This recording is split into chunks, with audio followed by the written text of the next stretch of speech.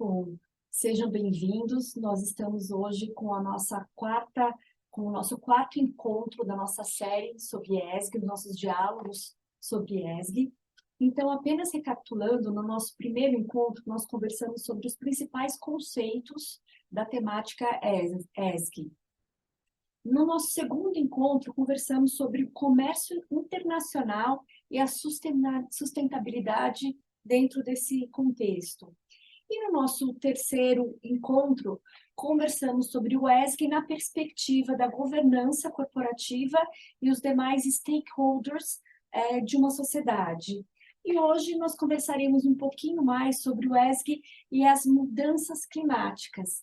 E para isso eu já gostaria de passar a palavra para o nosso professor Alberto para conversar um pouquinho, fazer as suas primeiras colocações acerca do tema. Muito obrigado, Larissa. É um prazer falar sobre um tema tão importante e, inicialmente, é necessário entender o que são as mudanças climáticas e o que as mudanças climáticas representam. Eu começaria dizendo que as mudanças climáticas constituem um dos principais temas do século XXI. Por que as mudanças climáticas constituem um tema tão importante? Porque elas podem mudar a geografia, a política, a economia, a sociedade, o grau de igualdade entre as pessoas em todo o mundo. Ela pode alterar a agricultura brasileira, ela pode diminuir sensivelmente as nossas exportações, sobretudo de produtos agrícolas, ela pode tornar as nossas cidades costeiras inabitáveis e pode tornar outras cidades de difícil habitação em dias de extremo calor. O que são as mudanças climáticas? As mudanças climáticas constituem um tema recente e são introduzidas nas discussões científicas pelo painel intergovernamental sobre mudanças climáticas. É um órgão, como o próprio nome diz, entre governos, mas formado por especialistas indicados pelos respectivos governos, que estudam o tema e chegam a determinadas conclusões que são estampadas em relatórios periódicos. Durante cerca de 11.700 anos, o clima da Terra permaneceu relativamente estável. E a variação máxima ocorrida nesse período, chamado período do Holoceno, foi de 0,5 graus centígrados. O período do Holoceno acabou em 2000. Nós entramos no período do Antropoceno. Quer dizer, as mudanças climáticas hoje são introduzidas pelo homem. E há perspectivas de que haja um aumento súbito da temperatura até o final do século, que pode ser 5 a 7 graus. E esse aumento súbito levará a grandes e terríveis consequências, como secas prolongadas, chuvas torrenciais, aumento no nível dos mares, derretimento das calotas polares, etc. Então, as mudanças climáticas significam que nós estamos perdendo a ideia de clima estável que permitiu o avanço e a constituição da própria civilização. Então, esse é um patrimônio comum da humanidade que deve ser preservado. Então, esse é um objetivo fundamental. Por isso, desde 1992, há uma preocupação com as causas da mudança climática. Quais são as causas da mudança climática? São, principalmente, a emissão de gases de efeito estufa. Essa expressão, gases de efeito estufa, significa gases que aquecem a atmosfera. E eu posso destacar aqui dois tipos de gases, o dióxido de carbono e o gás metano. Esses gases são profundamente nocivos e dão à natureza da mudança climática uma característica muito específica. A mudança climática não é algo tangível, por exemplo, alguma coisa que nós podemos pegar, uma coisa que nós podemos tocar. Mas a mudança climática atinge a todos nós de forma rápida, em alguns lugares, de forma mais lenta em outros lugares, mas atinge a todos. E tenderá a atingir o mundo de maneira completa em um futuro próximo, em alguns decênios. É por isso que todos os continentes estão tomando providências para isso. Nesse sentido, a intenção é mostrar que a mudança climática tem uma natureza global. Ela afeta a todos os países de forma indistinta. Aquele que emite dióxido de carbono, gás metano, 10 mil quilômetros de distância, provoca efeitos aqui no Brasil. A mudança climática é um efeito de longo prazo. E a mudança climática é irreversível. Os gases, como o dióxido de carbono, gás metano, não podem ser retirados da atmosfera. Isso nos levou a uma série de providências em relação às mudanças climáticas. A Conferência do Rio sobre Meio Ambiente e Desenvolvimento, de 1992, foi uma conferência que cuidou desse tema. Mas não houve um acordo na oportunidade, deixou-se posteriormente para um protocolo também é um tratado internacional.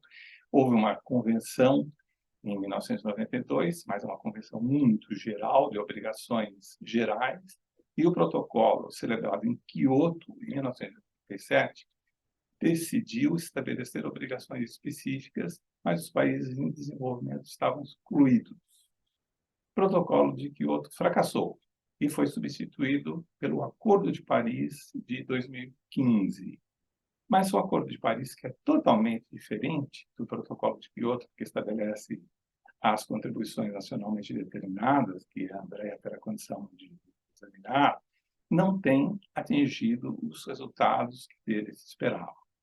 Então, nós vivemos hoje uma situação dramática, porque nós vivemos um aumento da temperatura global, os países não têm respeitado os compromissos que assumiram em relação às emissões de gases de efeito estufa na atmosfera e não têm cumprido as obrigações que assumiram em relação à ajuda que devem despender aos países em desenvolvimento.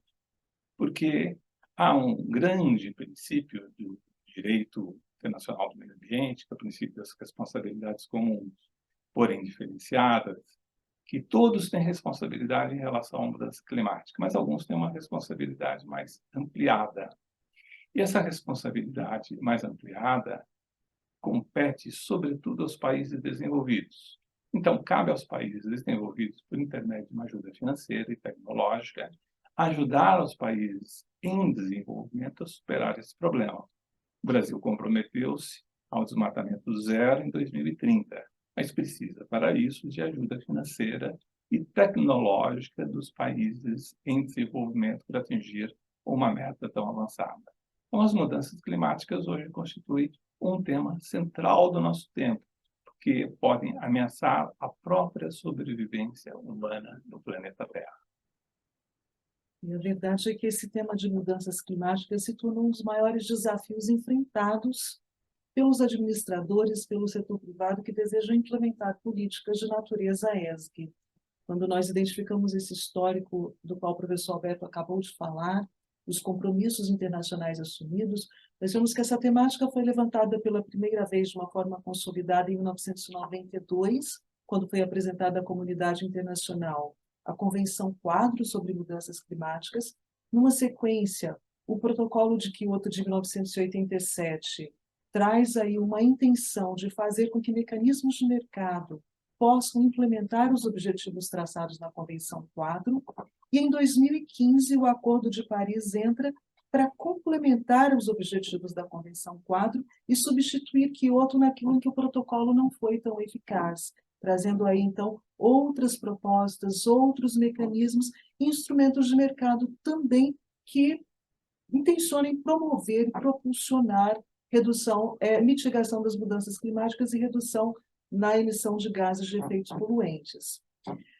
Quando nós entramos no texto da Convenção Quadro sobre Mudanças Climáticas, que nós vamos ao artigo 2º dessa Convenção Quadro, nós identificamos que o artigo 2º fala que há um teto para a emissão de gases de efeito poluente. Esse teto é o teto de aumento na temperatura global de até 2 graus Celsius, tomados aí como parâmetro uma era pré-industrial, mas além dessa ser uma meta traçada no artigo 2º da Convenção Quadro, esse mesmo artigo 2º, ele traz algumas outras metas que seriam aumentar a capacidade de adaptação às mudanças climáticas e aquilo que é chamado, que tem sido interpretado como sendo de aumentar uma resiliência climática. E ainda dentro desse artigo 2º, também traçada a meta de que se vai promover financiamentos e investimentos, vão ser promovidos financiamentos e investimentos que não percam de vista esse caminho que tem que ser perseguido para a redução da emissão de gases de efeitos poluentes.